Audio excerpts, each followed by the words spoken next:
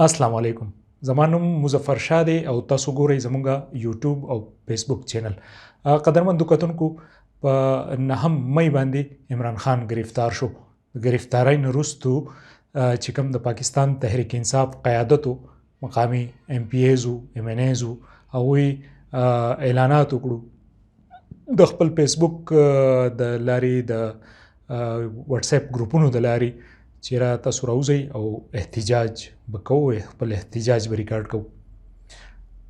د هغوی په کال باندې د پاکستان تحریک انصاف چې کوم کارکنان دی هغه په پوره ملک کې راووتل او احتجاجونه شروع شو. د بدقسمتۍ نه په دغه احتجاجونو کې توړ پوړ شو، هغې کې جلا او ګیراو وشو او کوم چې سرکاري املاکو هغې ته نقصان ورسېدو. هغې نه وروستو بیا چې کوم دی نو حکومت د هغې خلاف اکشن شروع کړو او هغه تنان کم چې په دغې جلا او ګیراو کې یا سرکاري املاکو ته په نقصان رسولو کې ملوث وو، د هغو خلاف کاروایانې شروع شوې. بدقسمتۍ نه زموږ چې کوم د پاکستان تحریک انصاف ام ان ایز، ام پی ایزو، هغوی یا خو رضاکارانه طور چې کوم دی جیلونو ته لاړل یا ضمانتونه وکړل او په کورونو کې کېناسته. خو هغه کارکنان کم چې د هغوی په کال باندې راوتي وو او د هغوی په کال باندې احتجاج کولو، په دې کې هرګز دا نه وایم چې یاره د دغه کارکنانو څه قصور نشته. چا چې هم سرکاري املاکو ته نقصان رسولی دی، یقینا چې هغه ګناهګار دی او هغوی د دې ملک نقصان کړی دی. خو که د پارټۍ خبره وکړو نو دغه کارکنان چې دي نو هغه د دغې مشرانو په وینا باندې راووتل او بیا دغه مشرانو خپل ضمانتونه وکړل یا جیلونو ته لاړل او د کارکون چې کوم دی د هغه د تپوس کولو والا څوک نشته. نن به موږ په دغې موضوع باندې خبره کوو. زموږ سره په دې ټاپک باندې د خبرو اترو کولو لپاره زموږ سره دوه میلمانه موجود دي. زموږ سره یو میلمه چې کوم دی نو هغه د پاکستان تحریک انصاف ډېر درینه کارکون دی، ډېر خدمات دي د پاکستان تحریک انصاف سره او د عمران خان چیرمین صاحب سره ډېره زیاته مینه لري. هغوی خپل ژوند په قطر کې کوي. نو نن را سره په پروګرام کې یو اړخ ته موجود دی د قطر نه حاجي ګل نواب صاحب، هغوی سره به خبرې اترې کوو په دې حواله باندې. زموږ سره دویم میلمه چې کوم دی نو هغه د تحصیل بریکوټ سره تعلق لرونکی سیاسي او سماجي ورکر شاه حسین بچا موجود دی. تاسو دواړو ته په خپل پروګرام کې هرکلی وایو او پیله پوښتنه به د ګل نواب حاجي صاحب نه وکړم. حاجي صاحب دا کم صورتحال چې روان دی، ام پی ایز، ام ان ایز چې کوم کال ورکو، بیا اوس موږ ګورو چې ورکر چې کوم دی هغه لړزیږي، هغه په جیل کې دی یا د ګرفتارۍ د یېرې نه چې کوم دی روپوش شوی دی او تپوس والا چې کوم دی د هغوی څوک نشته. څه به وایي تاسو په دغې صورتحال باندې څه نظر لرئ؟ بسم الله الرحمن الرحیم. زه تاسو ډېر شکرګزار یم چې تاسو موږ له د دې دغه دونه د لرې نه موږ له مقرره کړه او زموږ د خبرو د اواز تاسو د عوام ته رسوئ. نو مظفر شاه صاحب خبره خو داسې ده چې د حقیقي ازادي چې ده نو دا خالي د عمران خان پورې محدوده ده چې هغه د دې ملک دپاره لګیا دی او د دې ملک دپاره چې دی هغه خپله قرباني ورکړې ده. نو که دې خوا مونږ خپل ام پی ای، ام ان ای ته دې ته مونږ وګورو نو هغو هم د دې پالټۍ سره مخلص دي، خو د خپل جب دپاره او د خپل د مفاد دپاره. یو کس هم د عمران خان په ویژن باندې اوسه پورې چې ته په دې پالټۍ کې موږ څوک کس نه بغیر د کارکون نه. د هغې مین خبره به زه تاسو ته دا وکړم چې کله چې تاسو په تفصیل سره خبره وکړه، کله چې دا عمران خان گرفتار شو، کله چې دا عمران خان به گرفتارۍ نه مخکې راتلو، پیسې له به راتلو، نو دا کارکون دی به ورتللو او د هغه سره به چې دی سپورټ به یې کوو او دی به ورسره خپل ټایم ورکوو. زمونږ ام پی ای، ام ان ای صاحب چې دی هغو به ټیک د زمان پاک ته تللی دي، خو د تصویرانو لپاره تللی دي، تصویران یې ورکړي دي، باقي به دی به تلل، دی به په دغه کې به اوسېدل. هوټلو کې به اوسېدل. د خان صاحب چاپېري نه ده ورکړې بغیر د عوام نه. نو کله چې خان صاحب یې ګرفتار کړو نو تاسو د خان صاحب ګرفتاري وګورئ، بیا زموږ د ایم این ای ایم پی ایس د دې ګرفتاري وګورئ چې په دې کې د ځمکې د اسمان فرق دی چې یو ایم پی ایس هغه عوام ته کال ورکړي چې عمران خان یې ګرفتار کړو، هغه تاسو راوځئ که هغه د منټ ویډیو ده که د 2 منټو ویډیو ده که د سیکنډ ویډیو ده، نو هغه کال هغه ورکړو چې یاره عوام ته وایي تاسو راوځئ. نو چې عوام راووتو په دې کې ټیک د جذباتي کسان هم شته او د پوج د دې خلاف یا زموږ د دې نور د ادارو د خلاف د هغو یو غصه وه. هر چا چې دا کار کړی دی دی ښه نه دي کړي، د خپل ملک ته خپل جب ته په خپله نقصان ورسول دي. ګوره دې کې چې که د چا ګاډی ورسوځېدلی هغه که د 1 کروړ روپیو نه هغه به زه د هغه نقصان وشو هغه به یې ځان نه جوړ کړي، خو چې د حکومت الټو ګاډی هم سوځېدلی د 25 لک روپو نو هغه چې دی هغه به چې دی په 50 لک حسابه او زما ستا د جب نه پیدا کوي، هغه به د حکومت د خزانې نه ځي. په هر حال خبرې له راځم نو زموږ دغه کسانو دې دغه ورکو کالي ورکو نو چې دې ته کله پته ولګېده چې دا خو اوس توړ پوړه دغه شروع شو شی د بې کنټروله شو نو دې چا ځانله ضمانت یې واخیستې او چا چې ګرفتاران یې ورکړي نو دا خلک ړانده نه دی. دا ویډیو تاسو وچلوئ، تاسو ته په خپله پته وکړي چې یاره دغه چې دی په دې طریقې د ګرفتاري کېږي چې یو سړی راځي میډیا راغواړي بیا په جب کې موبایل پروت دی بیا ځي د جیل مخې ته بیا بیان ورکوي د کسانو سره لاس میلاوي بیا دننه ځي بیا د جیل هغه تصویر ورکوي. نو داسې ډېرو زموږ مشرانو دا شی کړی دی چې بس لکه عوام یې په دغه باندې کو لکه اوس تاسو خبره چې عوام پټېږي جزانن څوک په جیلونو کې دی نو پکار دی چې زموږ د خلکو چې دی دې مشرانو یې تپوس کولی نو هغو ځان راوایستو په خپلو حجرو کې ناستي په خپل کورونو کې ناستي غریب خلک چې دی نو هغه یې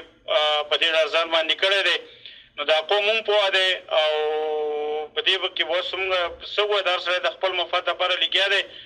نو کم یو کس جیل ته تللی دی هغه په جب کې موبایل دی او هغه چې دی د ګرفتاري په دې طریقه باندې کېږي چې دې چې چوتۍ نو بیا د هغه ځای معلومي چې یو سړی د ویډیو چې دی د جیل مخې د ویډیو جوړی د کسار کارکنانو سره دغه لاسونه میلاوي. نو افسوس دی زه خو زما خو عمران خان ته دا ریکویسټ دی هغه ته زه دا چې دی اپیل کوم چې د کم کسانو په دې کې تکلیف گزار کړی دی جیل ته تللی دي اوسه پورې پراته دي چا یې تپوس نه دی کړی هغه که غریب دی که مالداره دی نو زه غواړم چې دا ټکټونه دي هغو له ورکړي دا د هغو حق دی هغو اصلي کې حقیقي ازادي هغو دغې شروعات کړی دی او هغو کوشش کړی دی زمونږ دې مشرانو نه دی کړی هغو ته خو چې پته ولګېده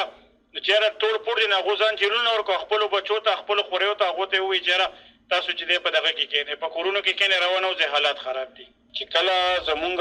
اوټونه وي او کله چې د سیټ میلاو شي نو که تاسو کتلي نو زمونږ د دې چې دی دا کم چې زمونږ ایم پی ای ایم این ای جوړ شي نو د ده خوری هم ګرځي د ده تره زوی هم ګرځي د ده ټول خاندان ګرځي حتی زنانه هم کورونو ته ځي او د هغو هغه پوسټر یا د بیټ هغه نښه هغه ورکوي یاره وایي دا اوټ به دې ته ووایي هغو په قاعده دا ټریننګ شوي هغو ته ځي هغو ته په دغه باندې ورکوي. باقي بیا موږ خپله زنانه هم چې دی نو پولیس سټیشن ته لیږو چې یاره لکه دا اوټ چې زنانه نه پوهېږي چې دې ته طریقه وښیي نو هلته کې هغې کې شرونه هم کېږي دغه هم کېږي. نو د اوټ دپاره زمونږ واړه هم راوځي زمونږ میندې هم راوځي زمونږ خپل هر څه پوره رشتهداران هم راوځو بیا په دې مالي کې هم ګرځو زنانه هم کورونو ته لیږو چې یاره لکه دا اوټ کې ماله راکړي دا د عمران خان نه ورکوي پی ټي آی له دې ورکړي.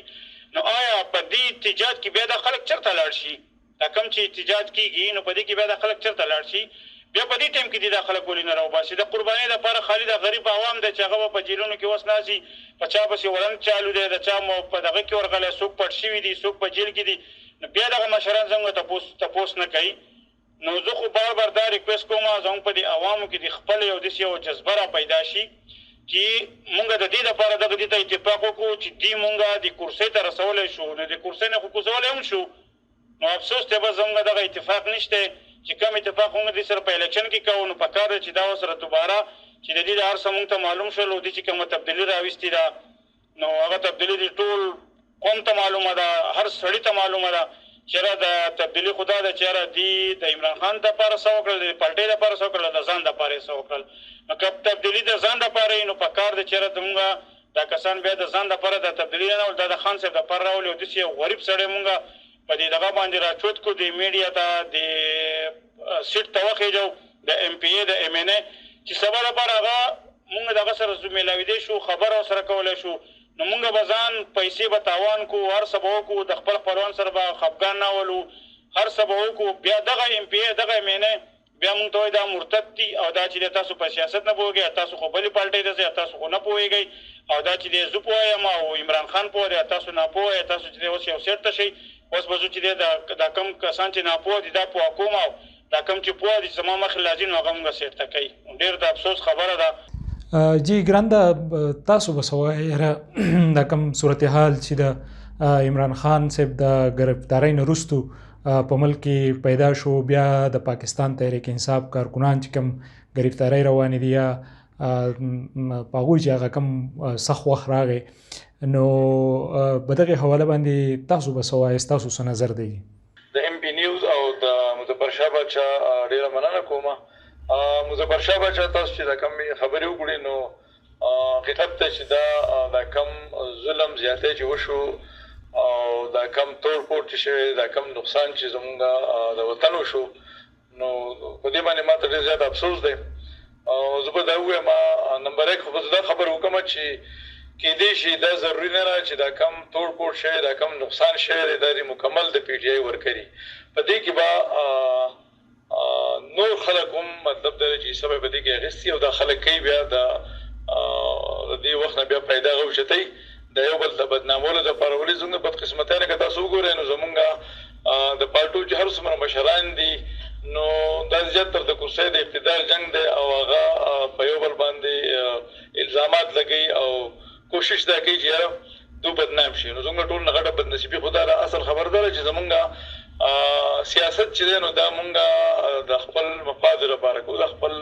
اقتدار او د کرسۍ لپاره کوو. که چېرې زموږ دې مشرانو اجتماعي سوچ لرلی نو زما په خیال باندې چې دا مسلې به نه جوړېدې. او په دې کې بیا زه ګناهګار چې دی نو د پی ټي آی هغه مشرانو ګناهګارومه چې هغو داسې جذباتي تقریرونه نه وی کړی او هغو داسې خبرې نه وی کړی چې یاره تاسو راوځئ او داسې عمل وکړئ، نو دا دومره نقصان به نه کېدو. نو دا د دو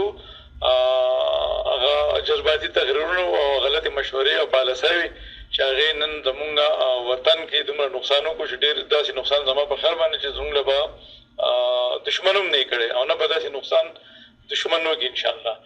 او زه وطن له نقصان ورکوم. نو کم سے کم دا سوچ پکار دی چې دا کم نقصان چې مونږ وکړو نو دا خو د دې پالټو یا عمران خان یا زرداری یا نواز شریفو یا مولانا صاحب دا دو په خپلو پیسو په ذاتي پیسو باندې دا کارونه نه دي کړي. دا خو زموږ د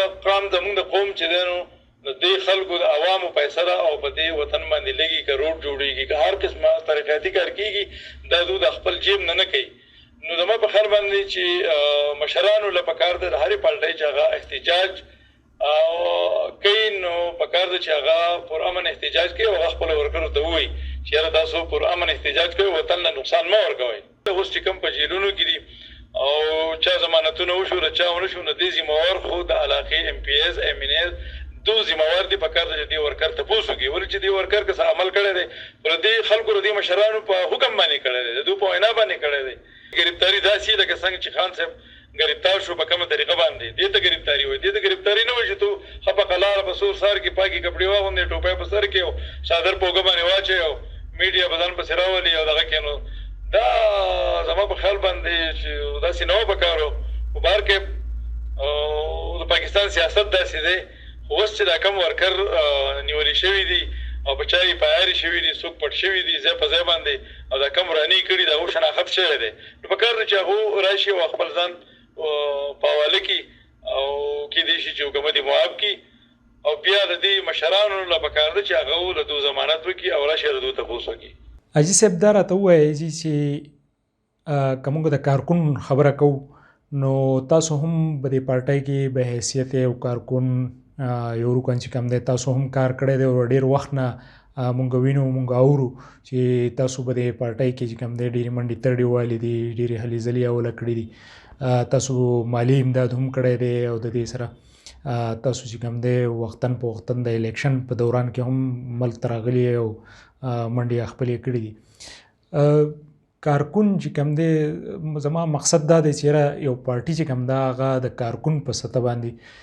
په سر باندې دغه خلک چې کوم دی دا لیډران چې کوم دی یا قیادت چې کوم دی هغه د دې کارکون په سر باندې په اقتدار کې راشي او بیا د اقتدار هغه مزې چې دی هغه دوی اخلي. خو دا ټول محنت چې دا د کارکونی نو تاسو راته ووایئ چې تاسو څومره محنت کړی دی، څومره سټرګل مو کړی دی په دې پارټۍ کې، چې زموږ د کتونکو ته واضحه شي چې یاره یو دا ټول سټرګل چې دا د یو کارکونی د څومره حیثیت په پارټۍ کې. نو تاسو راته دغه د ځان په حواله باندې دغه خبره لږه واضحه کړئ چې زموږ کتونکو ته واضحه شي. زما چې کوم سټرګل دی نو ما اوسه پورې بغیر د عمران خان نه بل چاته ما یو اوټ نه دی ورکړی. بل خبر دا چې د 2014 درنه نه زه لاړم، ما د عمران خان سره برای راست ملاقات وکړو. دا زما د سپیچ دی نو که په لیاکیم اوري نو په لیاکیم ما سره دا خبره وکړه که تو د خان صاحب سره ډونیشن کې جزو دي دنده کما. نو هغه سره ما باقاعده دغه وکړو، د دې اسحاق لاله هم ګواه دی، د محمد یروم هم ګواه دی، زموږ د کلي دا زموږ په ګاډي کې موږ تلو او سټرګل خدا چې زه د خپل مور نه زه په پټه تللی ما ته په لاره ټلیفون وکړو ما یې زه لاړم. د هغې نه پس بیا په 18 کې په 15 کې چې کوم الیکشن و په هغې کې رالم، خپل ټایم مې ضایع کړو. بیا په 18 کې رالم سره د خپلې فیملۍ سره د هر څه سره تاسو زما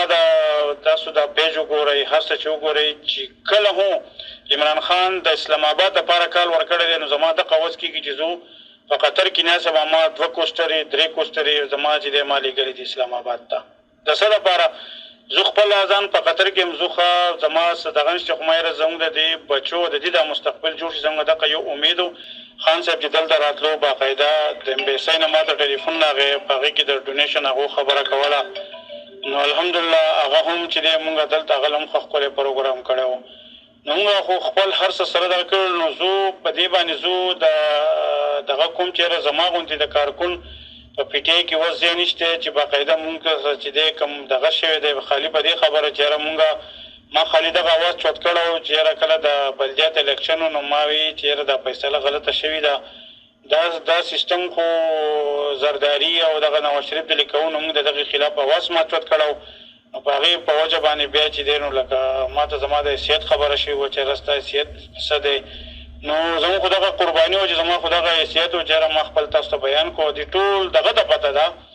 اوس مې هم چې دی باقاعده دې ګروپ کې دې کسانو ته وینا کړې وه که تاسو د عمران خان دپاره ځئ زمان پارک ته ځئ باقاعده ګاډي د لم کومه، پوسټرې د لم چاپ کومه، که خلاف راوځئ بیا د لم کومه. پوسټرې ما باقاعده په بیرکوټ کې چاپ کړي دي، تیارې پرتې وي، خو بس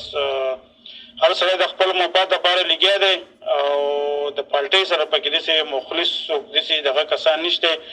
نو هغه زموږ د مشرانو چې دی زموږ د کارکنان یې دغه شان په ځان سره راغونډ کړي دي. نو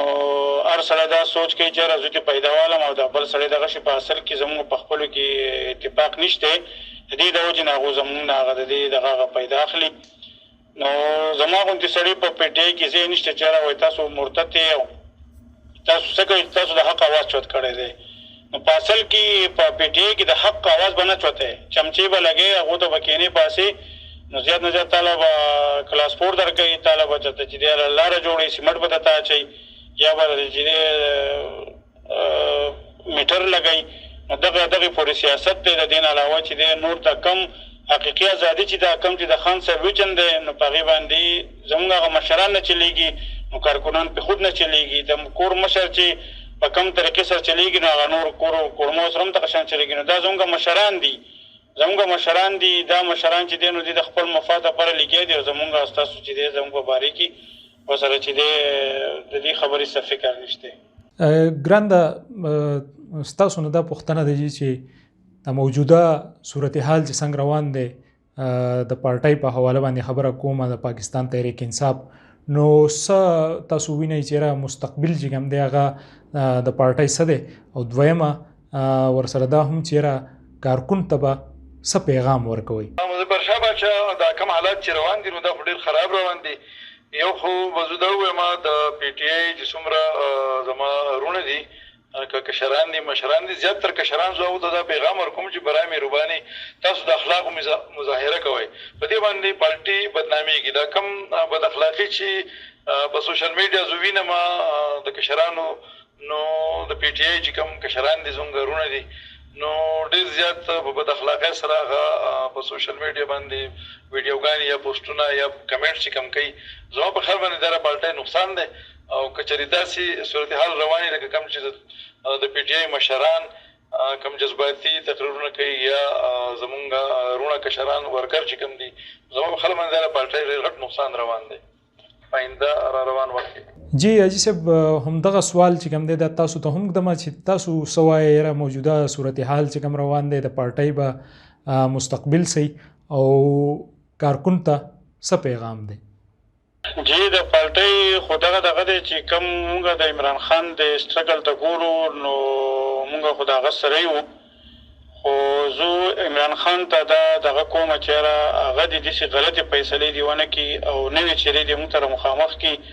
نو پارټۍ چې دی پارټۍ په ډېر ښه دغه باندې روانه ده الحمدلله د پارټۍ چې دی هېڅ قسمه څه دغه نشته هغه د خان صاحب چې کومه قرباني ده هغه ورته ناست دی دونه مشکلات په دغه باندې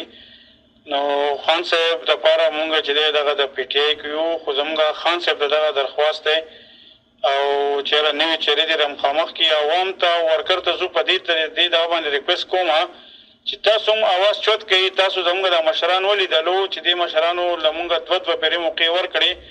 او مونږ ورسره څه په کوم اخلاص سره دې له ووټ ورکړی دی هغو زموږ سره څه وکړلو نو دا خو ښکاره خبره ده چې یاره مونږ د دې زندګۍ ته مخ ته وګورو 9 کال ته اوس د دې زندګۍ ته وګورو